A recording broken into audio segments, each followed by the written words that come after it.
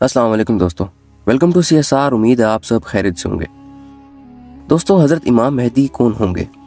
ये सवाल जितना अहम है इतना ही अहम ये है कि इनके साथ चलने वाले लोग कौन होंगे। दोस्तों, अहादीस मुबारका में दो इशारे ऐसे मिलते हैं जिनसे आखिरी ज़माने में उन कामयाब और खुशनसीब लोगों की पहचान हो जाती है जो आखिरी ज़माने में इमाम मेहदी का साथ देंगे और इंसान को हक व बातिल में फ़र्क करने, हक के लिए कुर्बानी देने और बातिल के खिलाफ डट जाने का हौसला भी मिल जाता है। उलमाए कराम ने उन लोगों का जिक्र इस तरह फरमाया है कि नज़ूले ईसा तक उस उम्मत में एक जमात हक के लिए बरसरे पैकार रहेगी जो अपने मुखालिफिन की परवाह ना करेगी। इस जमात के आखिरी अमीर इमाम मेहदी होंगे। दोस्तों, आखिरी जुमला बहुत अहम है, यानी उस जमात के आखिरी अमीर इमाम मेहदी होंगे। इससे साफ मालूम होता है कि हज़रत इमाम मेहदी ना किसी गैर जिहादी जमात के अमीर होंगे और ना किसी और किस्म की फिक्री या तंजीमी ग्रोह के। वो जिहादी जमातों के आखिरी अमीर होंगे। अहले हक की तमाम जिहादी जमातें और इनके ज़िम्मेदार अपनी अपनी जमातों को इनके हाथ में देकर इनके साथ जम हो जाएंगे और दुनिया भर में अलग अलग जो कोशिशें हो रही हैं वो हज़रत इमाम मेहदी के झंडे तले जब इकट्ठी होंगी तो मुजाहिदीन की बेमिसाल कुर्बानियाँ और हज़रत इमाम मेहदी की ज़हीन और जुर्रतमंद क़यादत मिलकर मुसलमानों को वो गुमशुदा चाबी दिलवा देगी जो कि अरसा दराज में गुम हो गई थी। दुनिया में इस वक्त मुसलमानों के 3 मुखालिफिन हैं, यहूद, हनूद और ईसाई। हज़रत इमाम मेहदी की जंग ईसाइयों से होगी। हिंदुओं और इर्तदादी फ़िक्र के शिकार नाम निहाद मुस्लिम हुक्मरानों को हज़रत इमाम मेहदी की तरफ से हिंदुस्तान के लिए तश्कील करदा जांबाज देकर और बेड़ियां लगवा कर गिरफ्तार कर लाएंगे। यहूद और इनके सरबराह दज्जाल के खात्मे के लिए हज़रत ईसा अलैहिस्सलाम नज़ूल फरमाएंगे। इसकी एक हिकमत तो ये है कि यहूद ने हज़रत ईसा अलैहिस्सलाम को बेतहाशा सताया था और जान लेने की कोशिश भी की थी। आप अलैहिस्सलाम के हवारियों ने आपके गिर्द जाने देकर आपकी हिफाजत ना की। इन्हीं यहूद ने मुशरिकीन के साथ मिलकर हज़रत मोहम्मद सल्लल्लाहु अलैहि वसल्लम को भी सताया था और जान लेने के दरपे हो गए। आप सल्लल्लाहु अलैहि वसल्लम के सहाबा ने आपके गिर्द अपने जिस्मों की दीवार खड़ी कर दी। दोस्तों, दज्जाल को गैर मामूली साइंसी ताकतें हासिल होंगी। मगरिब की तजर्बा गाहों में मसरूफ़ कार तमाम दुनिया के ज़हीन तरीन दिमाग जो कुछ इजाद कर रहे हैं, ये दरअसल दज्जाल के ज़हूर के लिए मैदान हमवार कर रहे हैं। ये अपनी सारी टेक्नोलॉजी इसके दामन में ऐसे डाल देंगे जैसे अहले हक में हज़रत इमाम मेहदी का ज़हूर और हज़रत ईसा अलैहिस्सलाम का नज़ूल होने पर अपना सब कुछ इनके पलड़े में डाल देंगे। दज्जाल को हासिल करदा गैर मामूली साइंसी कुव्वत के मुकाबले के लिए ही हज़रत ईसा अलैहिस्सलाम को गैर मामूली मौज़ाना कुव्वतें दी गई हैं। जब हज़रत इमाम मेहदी की ईसाइयों से जंग होगी तो इस जंग में हज़रत इमाम मेहदी के साथ 12,000 के करीब मुजाहिद होंगे। जैसा कि हदीस मुबारका में बयान किया गया है, 12,000 की तादाद को कमी की बिना पर शिकस्त नहीं दी जा सकती। दूसरी तरफ मुतहदा यूरोपीय फौज में 9,60,000 का टिड्डी दल होगा। 12 झंडे होंगे और हर झंडे के नीचे 80,000 सूरमा होंगे। ये लोग यूरोप के दरवाजे कुस्तुनतुनिया यानी इस्तांबुल से गुजरकर शाम की सरजमीन पर आए हुए होंगे। गोया ज़ाहिर में दोनों फरीकों में कोई जोड़ ही ना होगा। इस पर यूरोपियन कुलियन हज़रत इमाम मेहदी और इनके रुफ़का पर रहम खाकर एक पेशकश करेगी, एक आसान सा मुतालबा रखेगी कि ये पूरा कर दो, हम वापस चले जाते हैं। तुम सिर्फ इतना करो, तुमने हमारे जो आदमी कैद किए थे और वो हमारा मजहब छोड़कर तुम्हारा मजहब अपना चुके हैं, अब तुम्हारे साथ मिलकर हमसे लड़ने के लिए आए हैं। तुम हमारे और इनके दरमियान से हट जाओ, हम सिर्फ उनसे लड़ने के लिए आए हैं, तुमसे हमें कोई सरोकार नहीं। चंद गोरी चमड़ी वाले यूरोपीय जंगी मुसलमान कैदियों का हुस्न सलूक देखकर मुसलमान हो चुके हैं। वो अबाई मुसलमान नहीं, नो मुस्लिम है और हज़रत मूसा अलैहिस्सलाम के ज़माने के जादूगरों की तरह इनका ईमान इतना कामिल हो चुका है कि 12,000 के लश्कर के साथ शामिल होकर 9.5 लाख से टकराने के लिए तैयार हैं। इन चंद 9 मुस्लिम अफराद की हवालगी पर दुनिया की तरक्की याफ्ता तरीन मुतहदा कुव्वतों का लश्कर वापस जाने पर तैयार है और चंद हजार टूटे फूटे मुजाहिदीन की जान बख्शी इससे मशरूत है जिन्हें मौत सामने नजर आ रही है। लेकिन इन चंद कामिल ईमान जिहादियों का जवाब सुनिए, अल्लाह की कसम ऐसा हरगिज नहीं हो सकता। वो इस्लाम कबूल करके हमारे भाई बन चुके हैं, हम इन्हें किसी सूरत में अकेला नहीं छोड़ेंगे। ये जुर्रत इस वक्त रूए ज़मीन पर मौजूद किस तबके में है? कौन है जो एक सुपर पावर नहीं, तमाम सुपर पावर्स, तमाम पार्टनर्स और तमाम नॉन पार्टनर्स को जवाब देख सकते हैं कि मुल्क जाता है तो जाए, हुकूमत छिनती है तो 100 बार छिने, ہم کسی مسلمان کو کفار کے حوالے کرنے کی بغیرتی کبھی نہیں کر سکتے۔ وہ اور ہوں گے جو چند ڈالروں کے عوض اہل بیت کو بیچتے ہیں اور پھر ماں کی گالی کھاتے ہیں۔ تو دوستو، پہچان میں کوئی مشکل تو نہیں رہ گئی۔ کوئی سمجھ کر بھی نہ سمجھے تو اس کی مرضی، ورنہ کوئی حجاب، کوئی رکاوٹ، کوئی حائل نہیں۔ جب تم دیکھو کہ خراسان کی جانب سے سیاہ جھنڈے نکل آئے تو اس لشکر میں شامل ہو جاؤ، چاہے تمہیں اس کے لیے برف پر گھسیٹ کر کیوں نہ جانا پڑے، کہ اس لشکر میں اللہ کے آخری خلیفہ مہدی ہوں گے۔ فرمان نبی صلی اللہ علیہ وآلہ وسلم ہے کہ نزول عیسیٰ تک اس زمین میں ایک جماعت حق کے لیے برسر پیکار رہے گی جو اپنے مخالفین کی پرواہ نہ کرے گی۔ اس حدیث مبارکہ میں جماعت حق کی دو مخصوص صفات بیان کی گئی ہیں، پہلا جہاد اور مسلسل جہاد، اور دوسرا مخالفین کی پرواہ نہ کرنا۔ آج کون سی سرزمین ہے جہاں جہاد نامی فریضہ مٹ جانے کے بعد دوبارہ زندہ ہوا اور مسلسل زندہ ہے؟ دنیا میں جہاد کی کوئی قسم نہ ہوگی جو یہاں نہ لڑی گئی ہو۔ منکرین، ملحدین، باغین اور مرتدین اور اب متحدہ کافرین کے خلاف، غرض یہ کہ ہر نوع کا جہاد یہاں ہوا اور ہو رہا ہے۔ مخالفین کی پرواہ نہ کرنا کس کا مخصوص مزاج ہے؟ نیوز ویک کی ایک رپورٹ کے مطابق طالبان جس قسم کی ریزیلینس اور فیروسٹی کا مظاہرہ کر رہے ہیں، اس سے واشنگٹن اور نیٹو تنظیم کے دوسرے دارالحکومتوں میں خطرے کی گھنٹیاں بجنا شروع ہو گئی ہیں، اور سول سرچنگ کا ایک نیا دور جنم لے رہا ہے کہ ایک نسبتاً ریگ ٹیگ بغاوت نے کس طرح دنیا کی طاقت ترین افواج کو اپنے قریب تک آنے سے روکا ہوا ہے۔ ایک طرف ایک ایسی بکھری ہوئی، منتشر اور ٹوٹی پھوٹی بے وسائل جماعت جن کا اپنا ملک بھی اس کے خلاف ہے، دوسری طرف 43 ممالک ایسے ہیں جن میں سے کوئی ایک بھی دنیا کے کسی ملک کو دھمکی دے تو اس کے اوسان خطا ہو جاتے ہیں۔ لیکن نتیجہ کیا ہے؟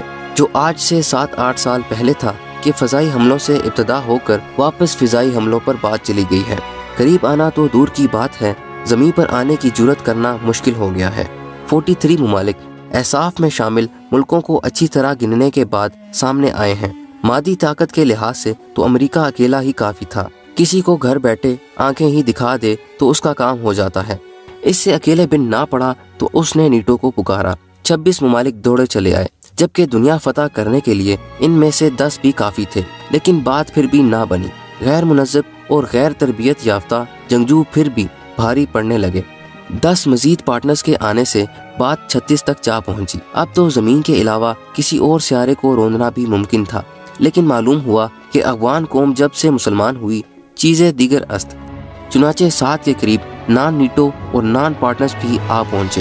ان میں بی مینڈ کی کو بھی زکام ہوا کہ مزداق سنگاپور جیسے ناک کے چپٹے بھی شامل ہیں، اور نیوزی لینڈ جیسے دور دراز واقع بگوڑے گورے جن کا طالبان سے کوئی سروکار نہیں، وہ بھی موجود تھے۔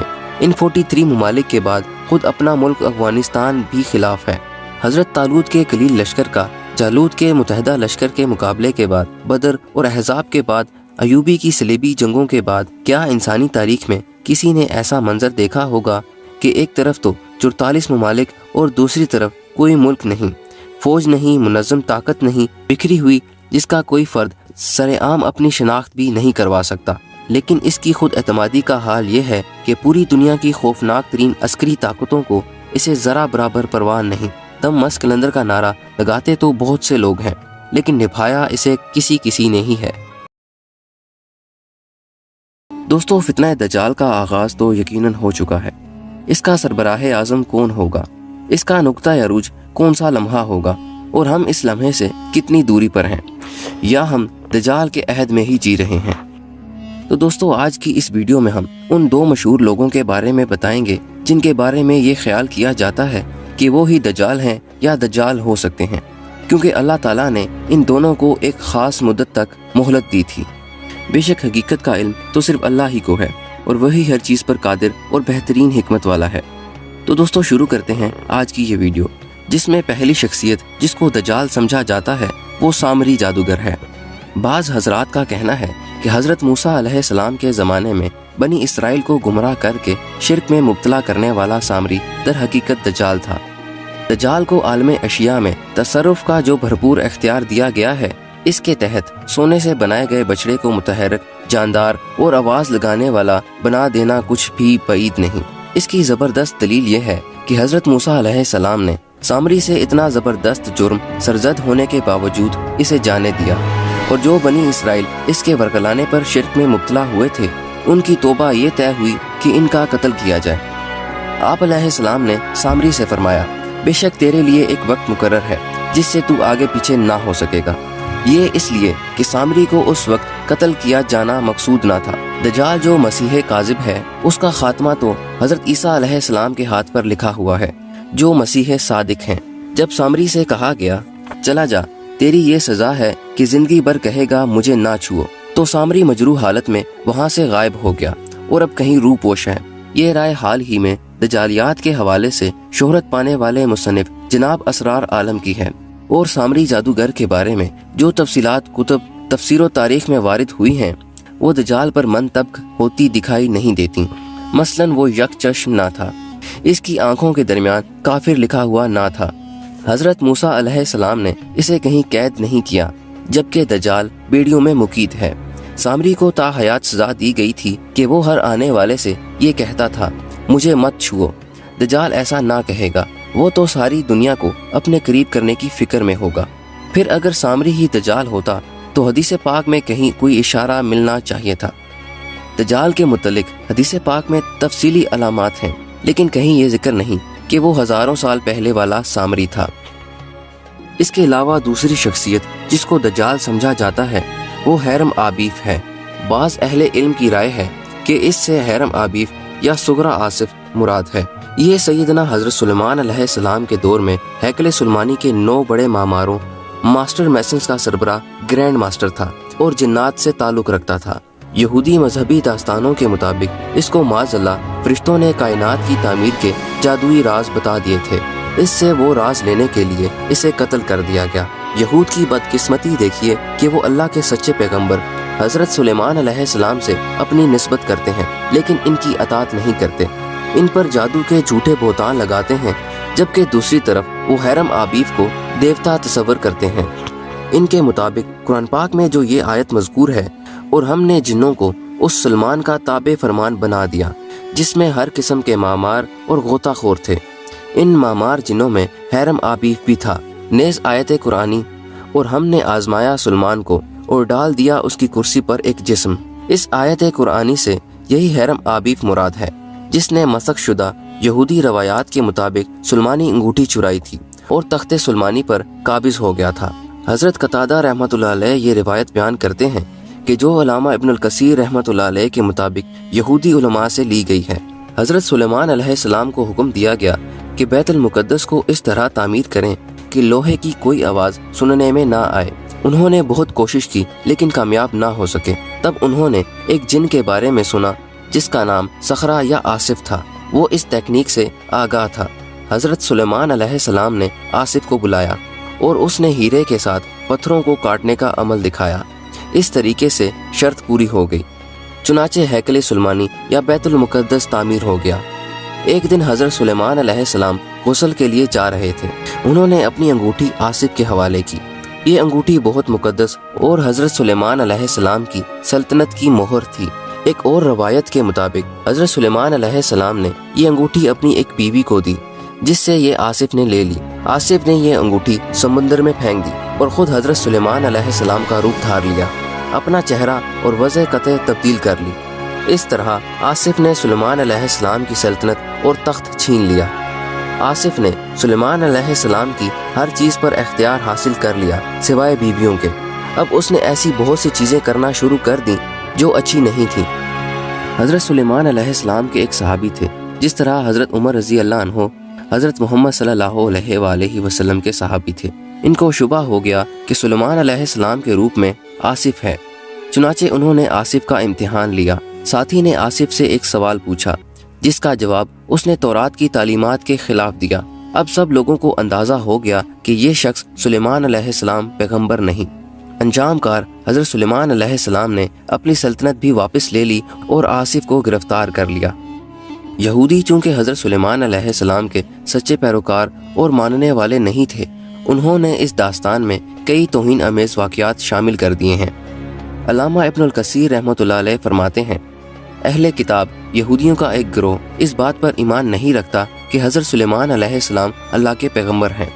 इसलिए ज़्यादा इम्कान यही है कि ऐसे लोगों ने ये दास्तानें वज़ा कर ली हों। الغرض حیرم آبیف نامی انسانی جن یا جنیاتی انسان یہود کی محرف داستانوں کے مطابق کائنات کا گرینڈ آرکیٹیکٹ تھا۔ اسے مقدس ہیکل کے کلس پر لے جایا گیا۔ اس کی ایک آنکھ خراب تھی، اس پر مرتے وقت تشدد کیا گیا جس سے اس کا حلیہ بگڑ گیا۔ یہود کی عالمی تنظیم فری میسن کی مخصوص علامت حرف جی کا اشارہ گوڈ کی طرف نہیں، اس کا مخفف the great architect of universe ہے۔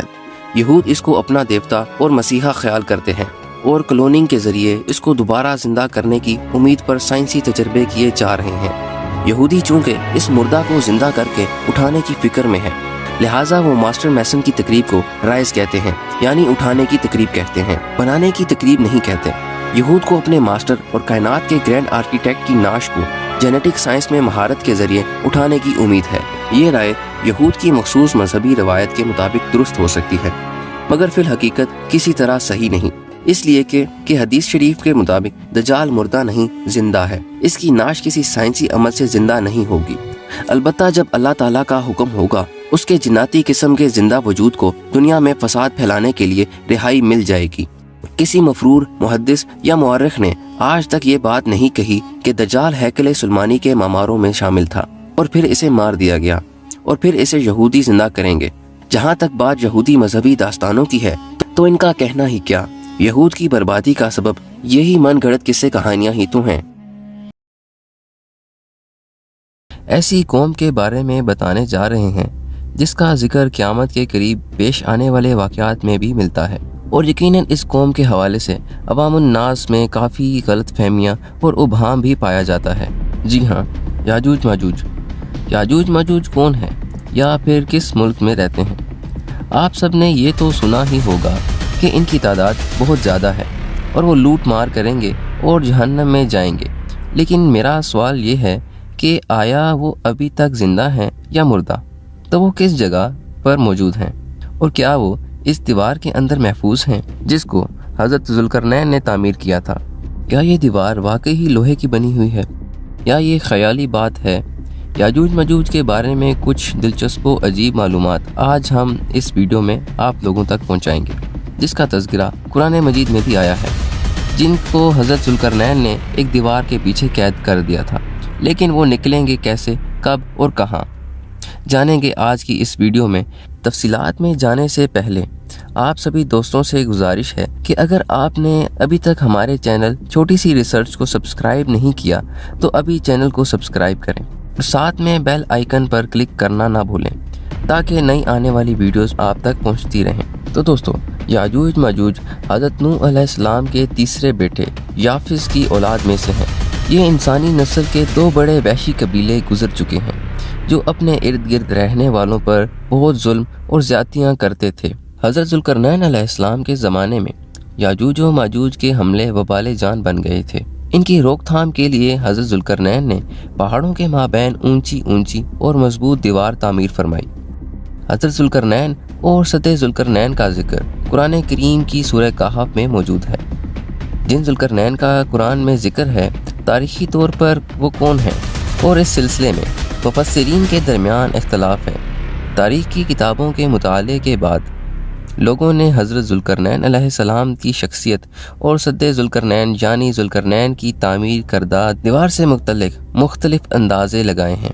بہت سے قدیم علماء اور مفکرین سکندر اعظم کو ہی ذوالقرنین مانتے ہیں، مگر بعض اس کا انکار کرتے ہیں۔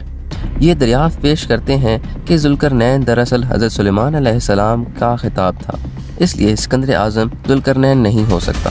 جدید زمانے کے مفسر سے اور مفکر ذوالقرنین کو قدیم ایرانی بادشاہ سائرس عظیم یعنی کورش اعظم کا دوسرا نام قرار دیتے ہیں، مگر بہرحال ابھی تک یقین کے ساتھ کسی شخصیت کو اس کا مستحق نہیں ٹھہرایا جا سکتا۔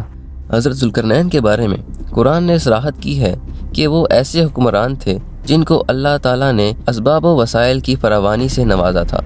وہ مشرقی اور مغربی ممالک کو فتح کرتے ہوئے ایک ایسے پہاڑی درے پر پہنچے جس کی دوسری طرف یاجوج اور ماجوج ہیں۔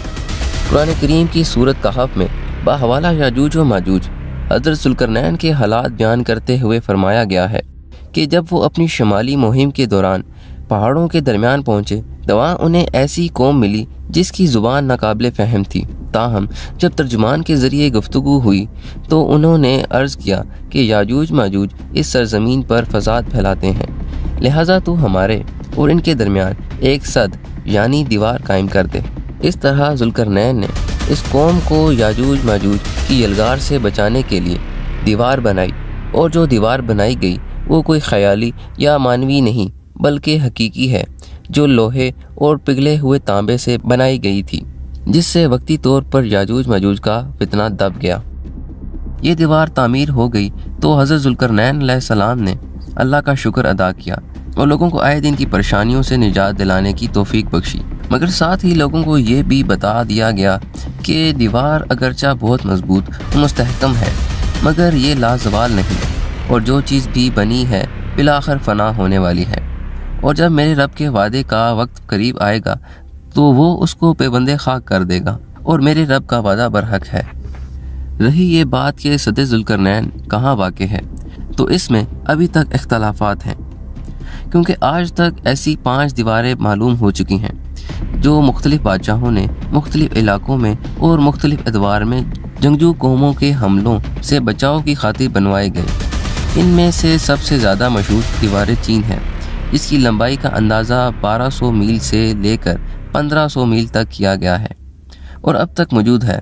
लेकिन वाज़ेह रहे कि दीवार चीन लोहे और तांबे से बनी हुई नहीं है, ना वो किसी छोटे कोहिस्तानी दरे में है। बाज़ मुहक्किकीन का इसरार है कि ये वही दीवार मारब है जो कि यमन में है। ये बात ठीक है कि दीवार मारब एक कोहिस्तानी दरे में बनाई गई है, लेकिन वो सैलाब को रोकने के लिए और पानी ज़ख़ीरा करने के मकसद से बनाई गई है, और वैसे भी वो लोहे और तांबे से बनी हुई नहीं। जबकि उलमा और मुहक्किकीन की गवाही के मुताबिक सरज़मीन काफ़काज़ में दरियाए खिज़र और दरियाए सियाह के दरमियान पहाड़ों का एक सिलसिला है। इसमें एक दीवार की तरह का दरा भी मौजूद है जो मशहूर दरा दरियाल है। यहाँ अब तक एक कदीम तारीखी लोहे की दीवार नज़र आती है। इसी बिना पर बहुत से लोगों का ये नज़रिया है कि दीवार ज़ुल्करनैन यही है। अगरचे दीवार ज़ुल्करनैन बड़ी मजबूत बनाई गई है, जिसके ऊपर चढ़कर इसमें सुराख करके याजूज माजूज का इधर आना मुमकिन है, लेकिन जब अल्लाह का वादा पूरा होगा तो वो इसे रेज़ा रेज़ा करके ज़मीन के बराबर कर देगा। इस वादे से मुराद क़यामत के करीब याजूज माजूज का ज़हूर है। सही बुखारी की एक हदीस में नबी करीम सल्लल्लाहु अलैहि वसल्लम ने इस दीवार में थोड़े से सुराख को फितने के करीब होने से ताबीर फरमाया। और एक और हदीस में आता है कि याजूज माजूज हर रोज़ इस दीवार को खोदते हैं और फिर कल के लिए छोड़ देते हैं, लेकिन जब अल्लाह ताला की मईशत इनकी खरूज की होगी तो फिर वो कहेंगे कि कल इंशाल्लाह इसको खोदेंगे, और फिर दूसरे दिन वो इससे निकलने में कामयाब हो जाएंगे और ज़मीन में फितना व फसाद फैलाएंगे, यानी इंसानों तक को खाने से गुरेज नहीं करेंगे। तो अल्लाह ताला की तरफ से हज़रत ईसा अलैहिस्सलाम को हुक्म होगा कि वो मुसलमानों को तूर की तरफ जमा कर लें, क्योंकि याजूज माजूज का मुकाबला किसी के बस में नहीं होगा। हज़रत ईसा अलैहिस्सलाम और इनके साथी ऐसी जगह खड़े होंगे जहाँ ग़ज़ा की सख्त किल्लत होगी। फिर लोगों की दरख्वास्त पर हज़रत ईसा अलैहिस्सलाम याजूज माजूज के लिए बददुआ फरमाएंगे। बस अल्लाह ताला इनकी गर्दनों और कानों में कीड़ा पैदा कर देगा, जो बाद में फोड़ा बन जाएगा, जिसके फटने से ये हलाक होना शुरू हो जाएंगे। सब के सब मर जाएंगे और हर तरफ इनकी लाशों की गंदी बू फैल जाएगी। फिर हज़रत ईसा इब्ने मरियम दुआ करेंगे तो अल्लाह ताला ऊंट की गर्दन के बराबर परिंदे भेजेंगे, जो इनकी लाशों को उठाकर जाने कहाँ फेंक देंगे। फिर एक बारिश होगी जिससे कुल ज़मीन साफ शफाफ हो जाएगी और हर तरफ हरियाली और खुशहाली हो जाएगी। सही मुस्लिम की रवायत में वजाहत की गई है कि याजूज माजूज का ज़हूर हज़रत ईसा अलैहिस्सलाम के नज़ूल के बाद इनकी मौजूदगी में होगा, जिससे इन मुफस्सिरीन की तरदीद हो जाती है जो कहते हैं कि तातारियों का मुसलमानों पर हमला या मंगोल तुर्क, जिनमें से चंगेज़ भी था, या रूसी और चीनी कौमें यही याजूज माजूज हैं जिनका ज़हूर हो चुका है। मगरबी कौमें ये ख्याल करती हैं कि इन अफराद का पूरी दुनिया में गलबा है, मगर ये सब बातें गलत हैं, क्योंकि याजूज माजूज के गलबे से सियासी गलबा मुराद नहीं, बल्कि कत्ल गारत गिरी और शर व फसाद का वो आर्जी गलबा है। लिहाजा ये कहना कि याजूज माजूज ज़ाहिर होने को हैं دوستو اس دنیا نے جیسے ازل کا سفر شروع کیا تھا ویسے ہی ایک دن اسے ابدی سفر کا بھی حکم ہوگا اور اسے قیامت کا نام دیا گیا ہے جس کا قائم ہونا برحق ہے۔ قرب قیامت جن نشانیوں کا ذکر قرآن مجید میں کیا گیا ہے ان میں ویسے تو بہت سی نشانیوں کا ظہور موجودہ دور میں ہو رہا ہے، جیسے پہاڑوں کی چوٹیوں پر انسانوں کا عمارتیں قائم کرنا، گھر گھر میں ناچ گانا، ماں باپ کے تقدس کا ختم ہو جانا، بے حیائی کا عام ہونا، زمین اور جائیداد کی خاطر بھائی کا بھائی کو قتل کرنا اور بہت کچھ موجودہ وقت میں عام نظر آ رہا ہے۔ لیکن قیامت کی 3 بڑی نشانیاں جن کے بعد قیامت کا جلد قائم ہونا برحق ہے وہ دجال کی آمد، یاجوج ماجوج کا خروج اور دعوت الارض کا زمین سے نکلنا ہے۔ دوستو یہ وہ 3 بڑی نشانیاں ہیں جن کے بعد قیامت کی ساعت اور قریب آ جائے گی۔ اسی طرح حضرت حذیفہ بن عزیز سے روایت ہے کہ آپ صلی اللہ علیہ وآلہ وسلم نے فرمایا تھا کہ قیامت اس وقت تک قائم نہیں ہوگی جب تک کہ ساری نشانیاں پوری نہ ہو جائیں، اور ان نشانیوں میں سے جب یہ بھی ہوگی کہ سورج مغرب سے نکلے گا اور ہر طرف دھواں ہوگا اور ایک جانور زمین سے نکلے گا جو باتیں کرتا ہوگا۔ دجال اور یاجوج ماجوج پر تو بحث ہوتی رہتی ہے، لیکن تیسری نشانی یعنی دعوت الارض وہ نشانی ہے جس کے بارے میں بہت کم لوگ جانتے ہیں۔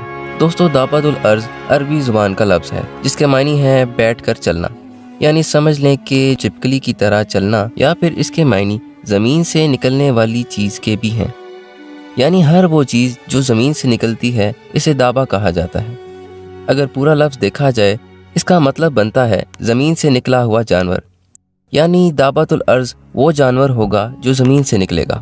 اس کے بارے میں قرآن مجید کی سورہ نمل میں اللہ تعالیٰ بیان کرتے ہیں، اور جب ان کے بارے میں عذاب کا وعدہ پورا ہوگا تو ہم ان کے لیے زمین سے ایک جانور نکالیں گے جو ان سے باتیں کرے گا۔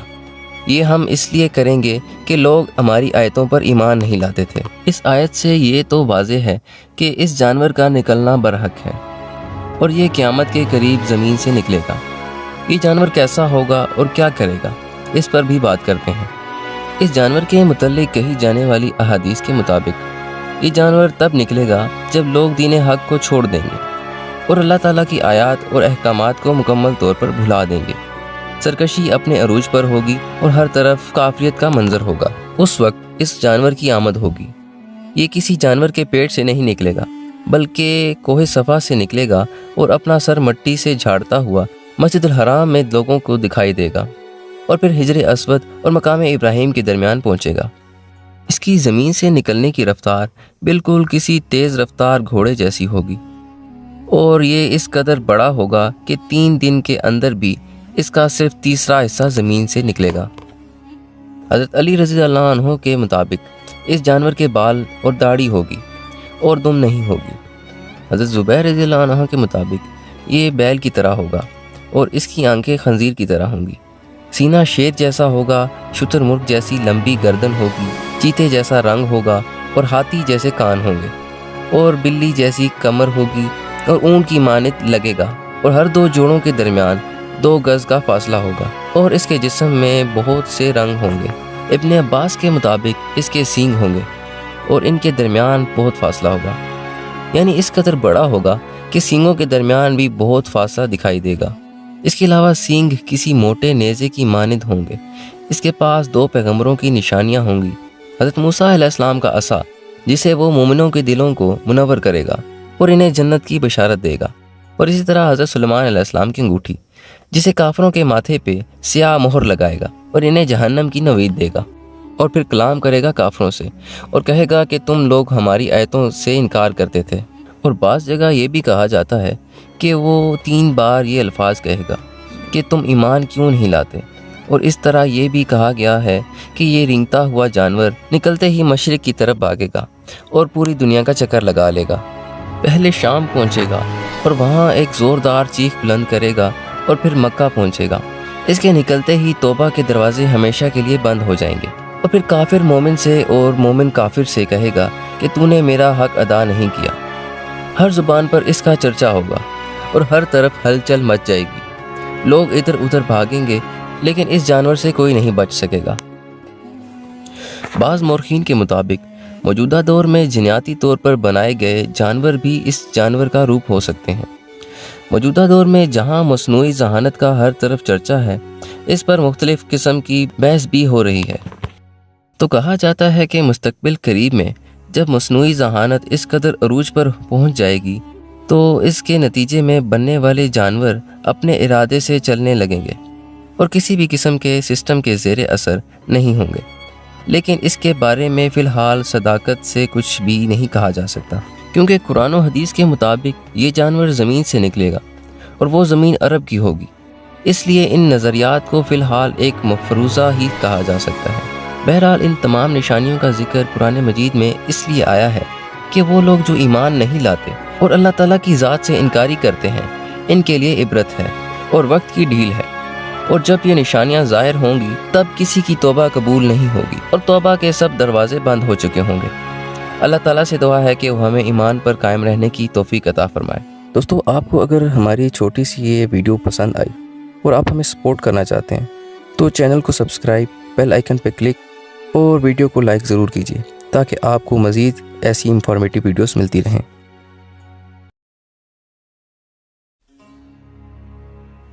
دوستو، پل صراط جہنم کے اوپر بنا ایک پل ہے، اور آپ میں سے ہر ایک جو اس ویڈیو کو دیکھ رہا ہے اسے ایک دن اس عمل سے گزرنا پڑے گا۔ تو وہ کون ہوں گے جو اس عظیم امتحان کا پل پار کر سکیں گے؟ جب تک آپ زندہ ہیں تو یہ جاننا بہت ضروری ہے کہ اس پل کو بغیر گرے کیسے پار کیا جائے، کیونکہ اس پل کے آخر میں ایک ایسا دروازہ ہے جس میں داخلے کے لیے ایک انسان کو بنایا گیا ہے، اور جو آپ کی اس دنیا میں اچھی زندگی گزارنے کا انعام ہوگا۔ یہ سمجھنے کے لیے کہ ہم کس طرح پل صراط پر پہنچیں گے جسے ہم سب کو پار کرنا پڑے گا، مجھے آپ کو اس لمحے میں لے کر جانا پڑے گا جہاں سے یہ سب کچھ شروع ہوا تھا، جہاں سے قیامت کا آغاز ہوگا، اور جب چاند اور سورج ایک ساتھ جمع ہونا شروع ہو جائیں گے اور لوگ اس طرح خوف و ہراس میں کھڑے ہوں گے کہ وہ اپنے والدین اور بچوں کو بھی نہیں جانتے ہوں گے، اور ہر کوئی حیرت اور خوف میں مبتلا ہوگا، اور ہر کسی کی کوشش ہوگی کہ کس طرح اس عذاب سے بچا جائے، لیکن تب تک بہت دیر ہو چکی ہوگی، اور تب کسی کے لیے اس دن کی ہولناکی سے بچنے کا کوئی طریقہ نہیں ہوگا۔ وہ دن آئے گا جب تمام جاندار ہلاک ہو جائیں گے، کیونکہ وہ فیصلے کا دن ہوگا، لیکن وہ دن آخر نہیں ہوگا۔ اس کے برعکس یہ اس بات کا اشارہ ہوگا کہ اصل زندگی تو اب شروع ہوئی ہے۔ جب قیامت کا دن پھوٹ پڑے گا تو اسرائیل علیہ السلام ہر شخص کی جان لے لیں گے، یہاں تک کہ فرشتوں کی جان بھی، اور صرف اسرائیل علیہ السلام اور اللہ تعالیٰ کی ذات باقی رہے گی، اور تب اللہ تعالیٰ اسرائیل علیہ السلام کو بھی حکم دیں گے کہ وہ موت کا مزہ چکھیں۔ تب کائنات میں مکمل خاموشی چھا جائے گی، اور وہ ذات جو اس تمام کائنات کا مالک ہے صرف وہی زندہ رہے گا۔ لیکن کائنات کی یہ خاموشی زیادہ دیر نہیں چلے گی، کیونکہ اللہ تعالیٰ اسرافیل علیہ السلام کو دوبارہ زندہ کرے گا اور حکم دے گا کہ اب ہمارے نئے مرحلے کے پہلے مرحلے کو ترتیب دیا جائے، یعنی مر کر ایک بار پھر زندگی۔ اسرافیل علیہ السلام کے دوبارہ سور پھونکنے کے بعد جن اور انسانوں کے ساتھ ساتھ جانوروں کو بھی زندہ کر کے جمع کیا جائے گا، اور تب ایک طویل اور خاموش انتظار کے بعد حساب کتاب کا وقت آئے گا۔ ہم سب کے پاس میلوں لمبی نوٹ بک آئیں گی، اور دو فرشتے جنہوں نے ہماری پوری زندگی میں اپنے دائیں اور بائیں بازو سے وابستہ تمام اچھے اور برے کاموں کو نوٹ کرنے کے ذمہ دار تھے، یعنی ہماری ساری زندگی کے احوال سے متعلق ان فرشتوں نے سب کچھ اس نوٹ بک میں درج کیا ہوگا۔ تب ہمارے نیک اعمال اور گناہوں کا وزن کیا جائے گا جو بائیں اور پیچھے کی طرف سے نجات دلائیں گے۔ ہمارے اعمال کو ایک میزان میں تولا جائے گا۔ جو شخص میزان کی سٹیج سے نکل جائے گا تو ان سب کو پل صراط تک پہنچایا جائے گا، جس کے بالکل نیچے جہنم ہوگی۔ وہ پل جو 7 مراحل پر مشتمل ہوگا، یا تو ہم ان مراحل کو عبور کر کے جنت کے دروازے سے داخل ہو سکتے ہیں، یا پھر ہم نیچے گر جائیں گے۔ پل صراط جنت اور جہنم کے درمیان ایک راستہ ہے، یعنی جنت جہاں ہم اپنے پیاروں کے ساتھ ہمیشہ ہمیشہ کے لیے رہیں گے، جہاں ہم اس راستے کے آخر میں ابدی خوشی تک پہنچیں گے، اور ہمارے آخری نبی حضرت محمد صلی اللہ علیہ وآلہ وسلم نے ہمیں اس بارے میں بہت اہم معلومات دی کہ اس پل کو کون پار کرے گا اور اس پل کو کس طرح پار کیا جائے گا۔ قیامت کے دن لوگ ایسا خوفناک دور دیکھ رہے ہوں گے کہ ہر ایک اپنی اپنی پریشانیوں میں ہوگا، کسی کی آنکھ کسی کو نہیں دیکھ پائے گی، یہاں تک کہ تمام پیغمبر بھی اپنے آپ کی فکر میں ہوں گے، لیکن حضرت محمد صلی اللہ علیہ وآلہ وسلم امت کو معاف کرنے کی دعا کرنے میں دریغ نہیں کریں گے۔ پل صراط کے آغاز میں وہ ہمیں اللہ تعالیٰ کی طرف سے دی گئی اجازت سے اپنی شفاعت کے منتظر ہوں گے۔ پل صراط کے لمبے راستے پر 7 مرحلے ہوں گے۔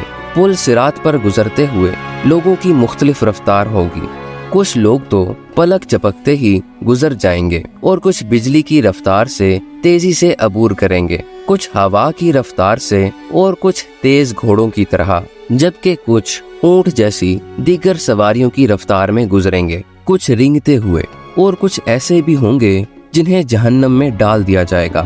اب ہم کتنی تیزی سے اس پل کو عبور کر سکیں گے؟ تو اس کا انحصار ہماری روح کی پاکیزگی پر ہوگا۔